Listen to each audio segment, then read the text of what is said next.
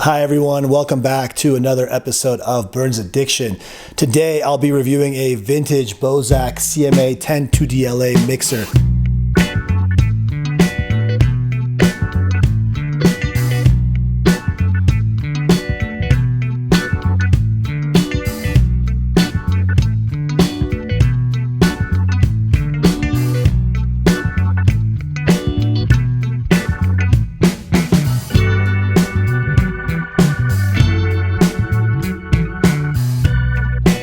First things first, this is a restored vintage Bozak mixer made by the American Bozak company. It's been out of business for several years now.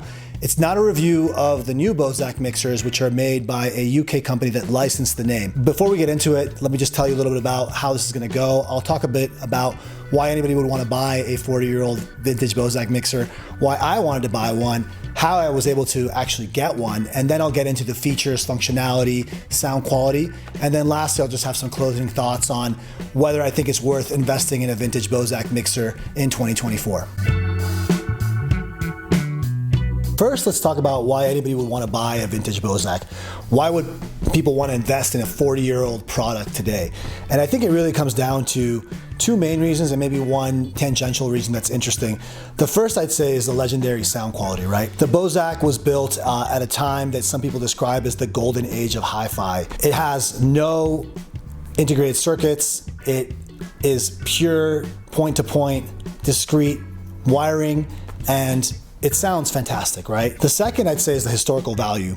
When disco music took over the world, nightclubs first opened up in New York City, the Bozak was really the OG mixer that you would find in a lot of those nightclubs, such as the Paradise Garage, where Larry Levan played. It's really the old school mixer upon which all other mixers really were kind of based on.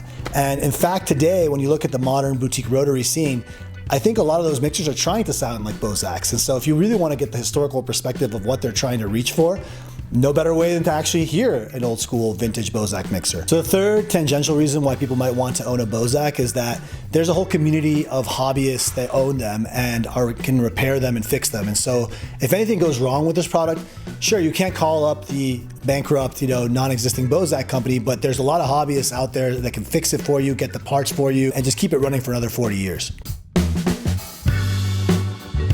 Honestly, it was the right application for my downstairs music system where I'm primarily focused on listening to music. This is not my DJ focused system. Because of my history as a DJ and collecting records, I just never wanted the music to stop. And so I wanted to be able to mix between different records that I'm listening to, but I'm not trying to add effects or do any sort of fancy mixing. I'm really more focused on getting the best sound quality that I can. And so for my downstairs system, I really wanted the best sounding DJ mixer I could find. And after a lot of research, after a lot of soul searching, I decided that I really wanted to get a vintage Bozak mixer and experience that legendary Bozak sound. So that was really the driving factor for me, as well as the historical context that I mentioned earlier. I'm a very big history buff, and I wanted to be able to, in some ways, own that cult mixer, connect with that history of dance music within my own personal home setup. It's not so easy, right? This is a product that you can't buy from the company directly. You can't buy it from a store. You really have to go and find a used one, and you can look on Reverb and eBay. But I wanted to personally make sure that I was buying a product that was up to spec, that was well restored, that I could really trust. And I was very lucky that in some of these rotary mixer groups on Facebook, Reddit, there are people that are selling restored Bozaks. In particular, I found a gentleman who represents Buzzy Beck. Buzzy Beck is an engineer that worked at the Bozak company and restores Bozak mixers to the original specifications and does so with a lot of care and love. And so once I was able to identify the way to buy one, it was really a matter of waiting for one to become available for sale and being ready to basically pounce on it and order it, because they're not usually available for very long, which is how I got mine. If you're interested in going that way and buying a Buzzy Beck restored Bozak mixer and you need help, reach out to me on my Instagram or in the comments, and I'll make sure I'll get you the information so you can do that. I got a Buzzy Beck 1980 restored Bozak CMA 10-2DLA. This Bozak has two photo inputs. It has two regular line aux inputs. It actually has an additional two aux on it, so I can add more line inputs if I want to, and then the mic input on it as well. Right now, I'm really just using it for phono, so my turntables, and I use one aux channel for streaming. One important thing about this mixer is it has the balance knobs deleted, which for me was not a big deal. And when I actually saw that it had that, I started researching, well, why would anybody do that? And ultimately, a lot of these restored Bozaks actually, they delete the balance knobs to simplify the signal path and increase the sound quality. I'll post a link to an Isono restored Bozak that has the same modification. For me, the balance knobs were not that important, and so I was fine with that. And I'm actually very happy with the Bozak that I got. First thing you need to know is there's no power knob on it, and so unless you want to leave it plugged in and on all the time, what I was recommended to do was buy a power adapter cable with an on and off switch, which is what I did. Bought one on Amazon. Super simple, easy solution, and that'll allow you to turn the mixer on and off. Going on to what's actually on the mixer itself, you've got the channels that I mentioned earlier. The knobs are wonderful. Really, really nice metal knobs. The unity gain's at 7. I think that's important to know.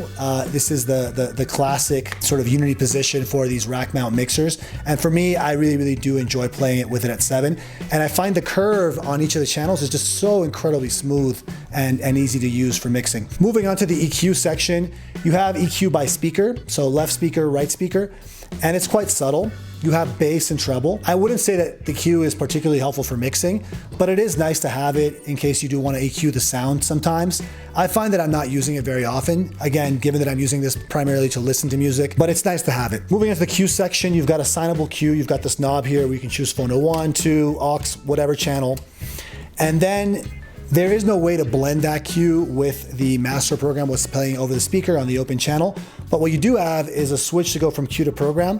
So as you're mixing, you can flip between cue and program to see kind of how things sound to some extent in terms of BPM or whether they're gonna mix well together. And then lastly, in terms of gains, you've got your master gain, you've got a booth gain, and then you've got, of course, your cue level gain. And that's it. Very, very simple setup. Everything you really need for, listening to music and doing some basic mixing, and nothing that you don't need.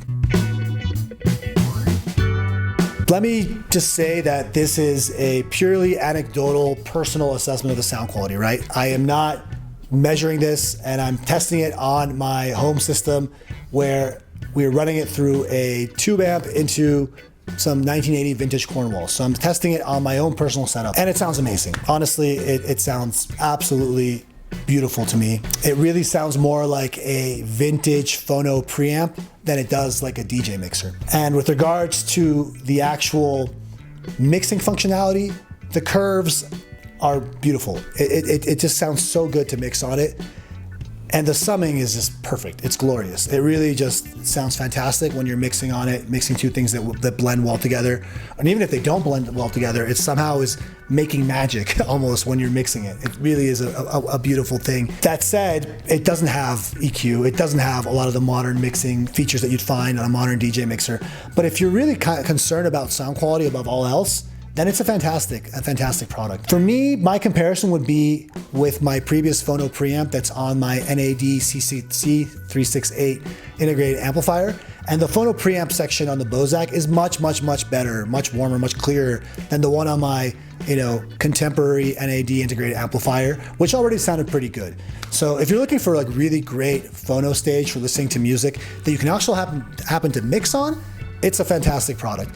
If you want a modern DJ mixer, then probably not, right? But if you really, really want a great phono preamp that you can mix with, this is a fantastic solution.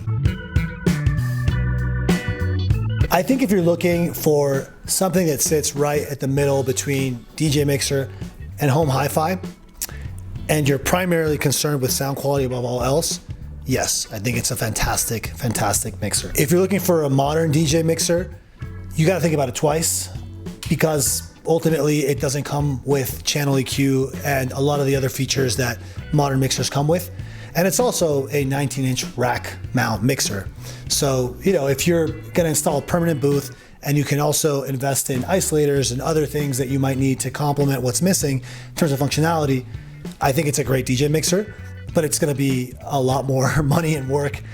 But as a home hi-fi, piece of gear, it's fantastic. It sounds really, really beautiful. So if you're somebody like me that collects a lot of vinyl records, wants a mixer for listening to those records, occasionally mixing them, having a little mix session at home, it's a fantastic, fantastic mixer. Other mixers that are kind of in the similar category for the same type of application, the Yuri 1620, of course, comes to mind. I demoed that mixer, I played with it. I actually prefer the sound quality of the Bozak over the Yuri. The Yuri sounds fantastic with house music, a lot of really good, nice low-end thump.